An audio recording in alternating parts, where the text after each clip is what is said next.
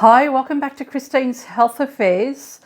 It's Friday today, and Wednesday that has just gone was chemo number 9. I'm losing count, but we're getting to the tail end of things. I think we're going to have 16 rounds of treatment, supposedly. I managed to escape chemo this week, and I'm going to tell you why in a minute. We did go down to the hospital on Wednesday morning. It's about an hour and 10-minute drive. When we got there, I found out that I was going to be having a magnesium infusion as well.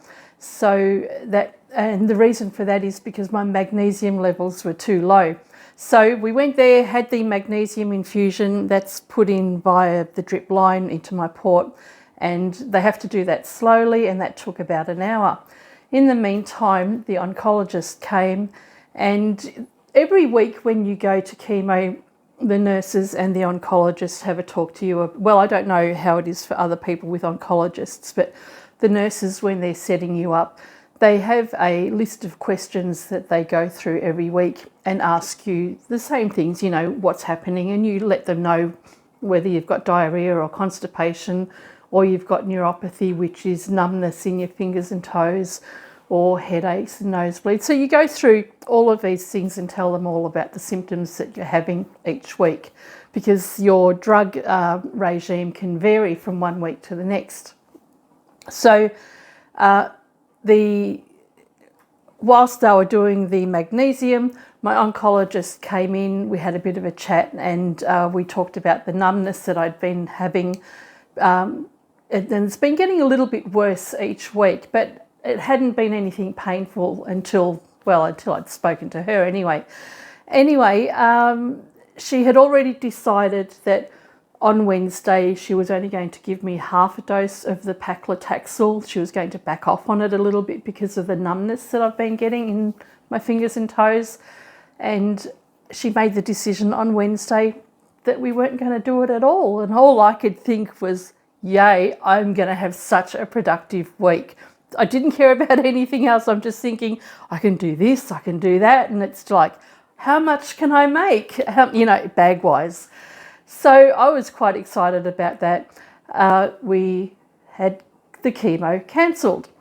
So it would have been a wasted trip had it not been for the fact that I needed to have a magnesium infusion. So that worked out well. That also meant that it was going to help relieve the cramping that I've been getting.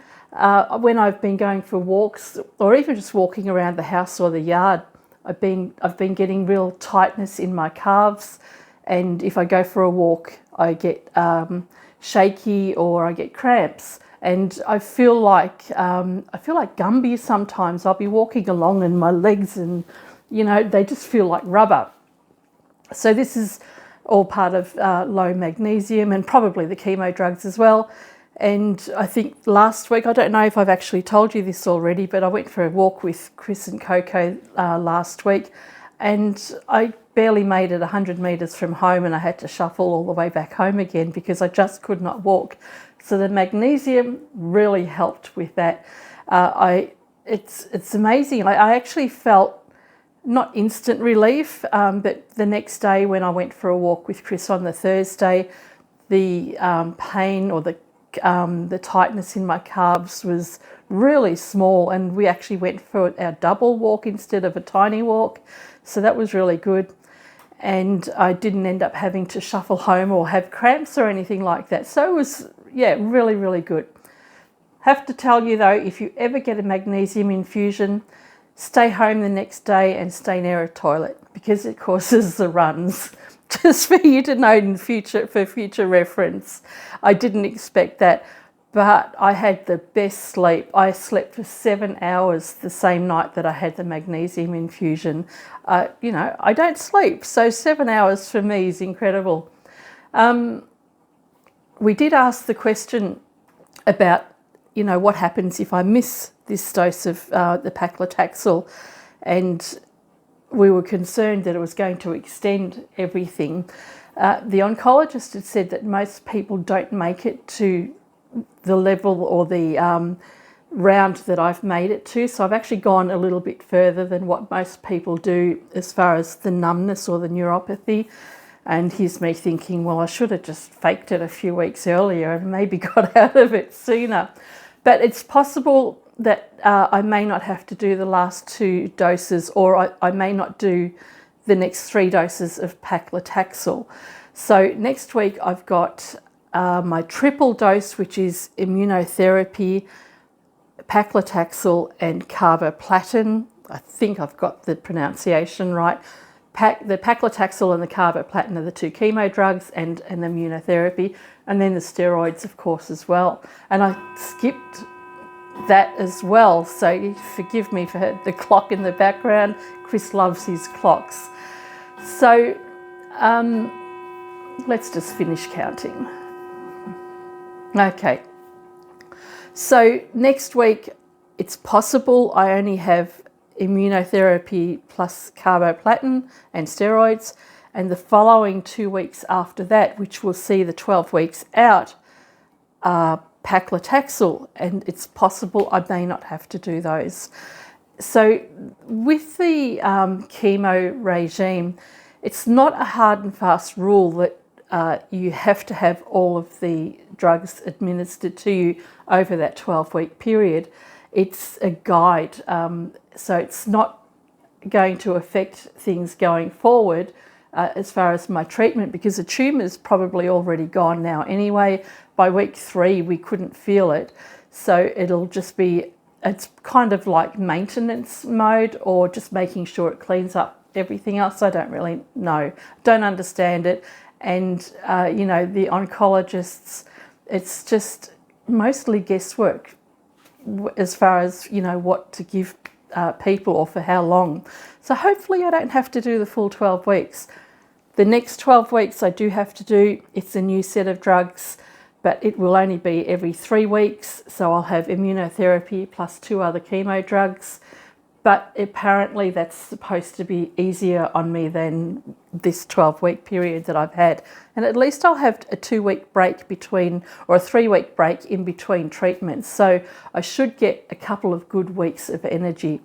And speaking of, I have had a ton of energy this week. It's been amazing. So the fact that I didn't have to have chemo meant that, you know, today's Friday, then there's Saturday and Sunday, which are usually my days that I can't do much and I sleep a lot, can't work much. Today I went to the shop. I spent the entire day there. I didn't even come home for a nap. I just did all my alterations, had so many jobs come in, and I managed to get, well, most of them done. But I didn't have any flagging energy or anything. It was fantastic.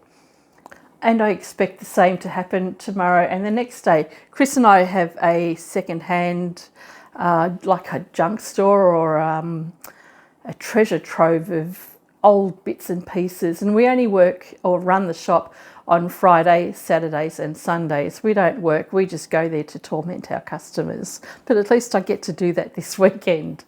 I've been wanting to talk to you about food. I certainly don't need it. I mean, I've got plenty of padding, but I do love my food, absolutely adore my food, and I'm a savoury kind of girl. I like pizzas and salty things and salamis and olives and, you know, anything that's savoury as opposed to sweet foods. I do like chocolate and sweets and things, but I've been really struggling with the taste or the flavour of foods since I started chemo. As I've mentioned before, if I cook, I can't even taste it. Chris has got to taste it for me. And I've got to the point now where I'm afraid to cook a meal because I don't know how it's going to taste.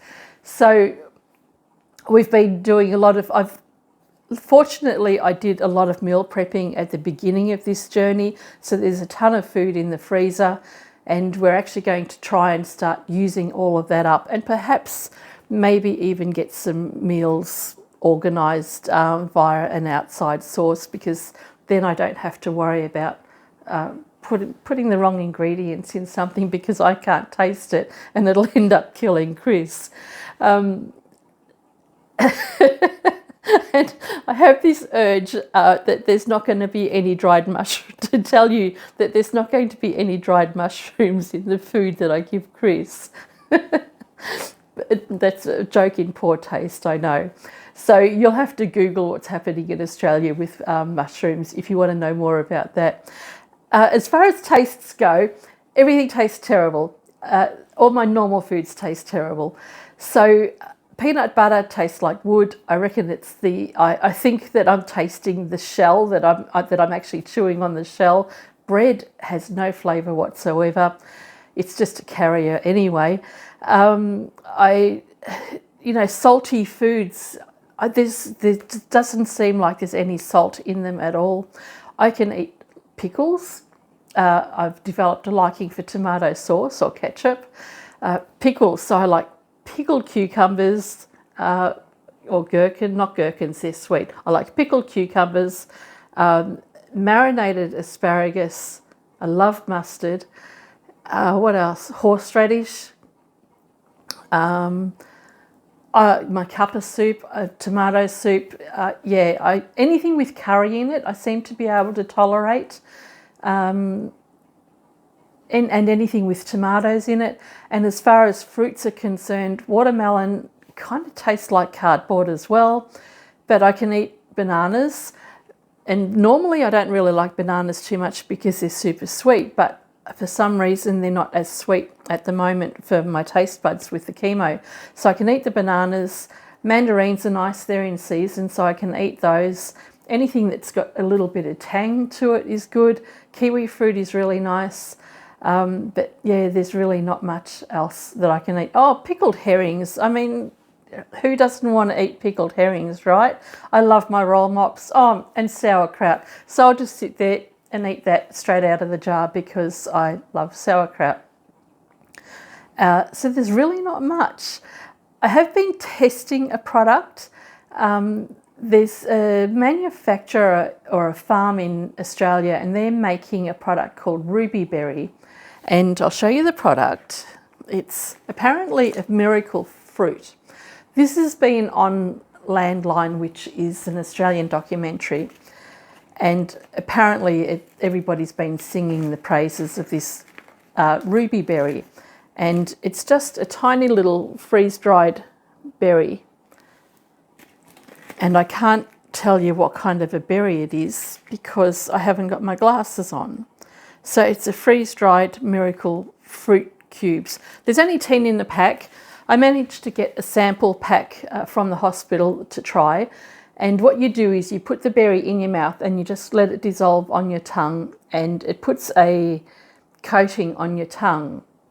And it's supposed to make food taste like food again. So if you're somebody that doesn't have any taste buds and you can't actually taste food, you pop a ruby berry in your mouth, and for the next hour to 2 hours you can actually taste food the way it's supposed to. Now I've been trying this and I've been really hopeful that it was going to work, and I would have loved to have been able to tell you that it's going to work, but for me it didn't. They're not unpleasant to try. They've got a little bit of a tang to them, so they're like, I guess they're like a plum with a little bit of tartiness to it, and it doesn't do anything to help you with your savoury foods. So pizza still tastes like cardboard. Anchovies, you can't even taste a salty anchovy. I mean, what's with that? So they make sweet foods sweeter, so it made it feel a little bit more intense, the sweetness, which I don't like. And after a while, I ended up trying 2 packets of these ruby berries, and I ended up getting sick of even trying them because in the end it was more of a sickly taste because there was too much sweetness for me. But yeah, it didn't work for me, unfortunately. Google it yourself, have a look at the story on Landline. If you're somebody that's never been able to taste food, it's something that might work. It's only available in Australia and New Zealand. They're very expensive to purchase, and it's not for me. I ended up giving away one of the packets that I had to one of the other patients at the hospital because I thought it may not be for me, it doesn't work for me, but it may work for somebody else. So hopefully it will. I don't know what else to tell you. I have got so much to do, or so much I want to do. I'm working on a couple of big batch sewing videos, and tonight I'm actually going to go through all the cards and letters and gifts that everybody sent me. I'll photograph them all, and I'll actually do a post on the community tab on this channel in the next couple of days as well. So you guys can have a look at all the cards that you've sent me, and the gifts, and yeah, that sort of thing. So I think I'm going to love you and leave you. I have got the couch to myself tonight. Coco's out playing with her doggy playmate because Chris has got his mate Dale over for table tennis, and he always brings Dougie, his big dog, with him, and Coco and Dougie are outside having a great time on the deck. And yeah, I think that's about it. Cancer's tough, but we're tougher, and I shall see you next time. See ya.